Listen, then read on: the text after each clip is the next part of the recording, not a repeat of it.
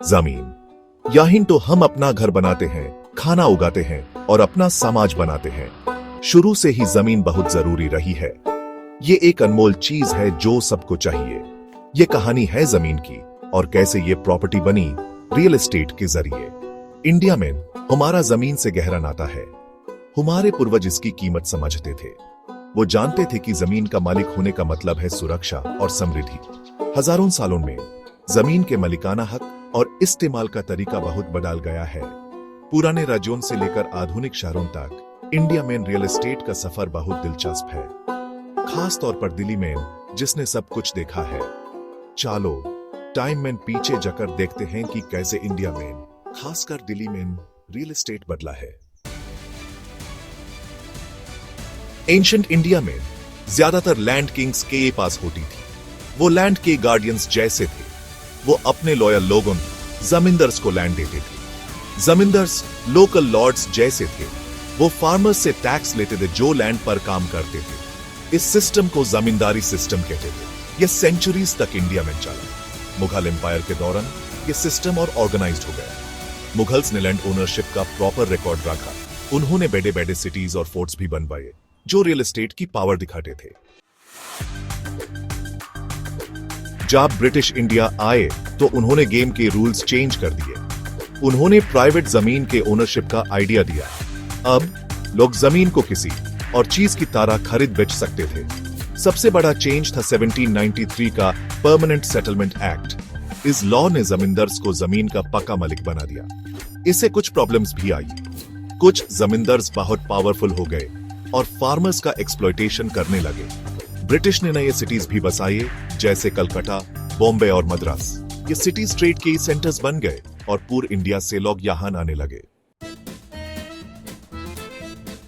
1947 में इंडिया आजाद हुआ।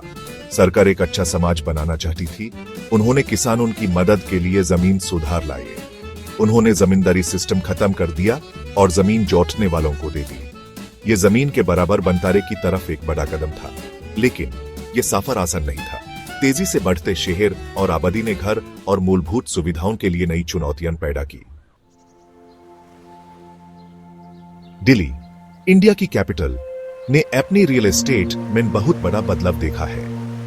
शाहजहानाबाद के चारदीवारी वाले शहर से लेकर आज के फैले हुए महानगर तक दिल्ली का नक्शा लगातार बदलता रहा है। आजादी के बाद दिल्ली में बहुत सारे शरणार्थी आए। सरकार ने दिल्ली डेवलपमेंट अथॉरिटी यानी डीडीए जैसे संस्थान बनाए ताकि घर और मूलभूत सुविधाओं की योजना बनाई जा सके और विकास हो सके। डीडीए के प्रोजेक्ट्स जैसे रोहिणी और द्वारका ने लाखों लोगों को सस्ते घर दिए। सेक्शन 6 टेक बूम और लक्जरी टावर्स। आधुनिक भारत में रियल एस्टेट 20वीं सदी के आखिर और 21वीं सदी के शुरू में इंडिया ने तेज इकोनॉमिक ग्रोथ देखा। खास तौर पर आईटी बूम ने भारतीय रियल एस्टेट का चेहरा बदल दिया। बंगलौर, हैदराबाद और गुड़गांव जैसे शहरों में ऑफिस स्पेस और घरों की डिमांड बढ़ गई। बड़े शहरों में लक्जरी अपार्टमेंट्स, गेटेड कम्युनिटीज और शॉपिंग मॉल्स आम हो गए। नई पीढ़ी की ख्वाहिशें शहरों के बदलते नजारे में दिखने लगी। सेक्शन 7 रेरा, घर खरीदारों के लिए एक ढाल। काफी सालों तक इंडिया में रियल एस्टेट सेक्टर अनरेगुलेटेड था। इससे प्रोजेक्ट्स में देरी, छिपे हुए चार्जेस और धोखाधड़ी जैसी प्रॉब्लम्स होती थी। घर खरीदारों के हितों की रक्षा के लिए सरकार ने 2016 में real estate regulation and development act यानी रेरा इंट्रोड्यूस किया। रेरा ने इस सेक्टर में जरूरी ट्रांसपेरेंसी और अकाउंटेबिलिटी लाया। यह बिल्डर्स को अपने प्रोजेक्ट्स रजिस्टर करने और सख्त नियमों का पालन करने का ऑर्डर देता है। इसे घर खरीदारों का विश्वास बढ़ा है। सेक्शन 8 स्मार्ट सिटीज और जमीन का भविष्य। जैसे जैसे हम फ्यूचर की तरफ देखते हैं, टेक्नोलॉजी रियल एस्टेट को शेप देने में बड़ी रोल प्ले कर रही है। स्मार्ट सिटीज का कॉन्सेप्ट तेजी से बढ़ रहा है। ये शहर टेक्नोलॉजी का यूज करके रहने वालों की लाइफ क्वालिटी को इंप्रूव करते हैं।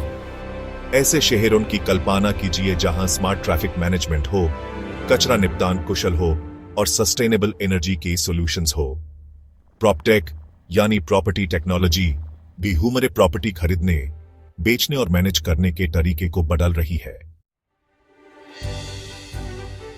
Section 9 conclusion Indian real estate का लगातार बदलता लैंडस्केप। इंडिया में रियल एस्टेट का सफर लंबा और डायनामिक रहा है। प्राचीन जमीन व्यवस्थाओं से लेकर मॉडर्न स्मार्ट सिटीज तक जमीन के साथ हमारे व्यवहार का तरीका लगातार बदलता रहा है। जैसे जैसे इंडिया बढ़ता रहेगा, रियल एस्टेट हमारे शहरों और हमारे देश के फ्यूचर को शेप देने में इंपॉर्टेंट रोल प्ले करेगा। जमीन से प्रॉपर्टी तक की कहानी जमीन के सस्टेनेबल वैल्यू और रियल एस्टेट सेक्टर में कंटिन्यूअस इनोवेशन और एडेप्टेशन की जरूरत का प्रमाण है।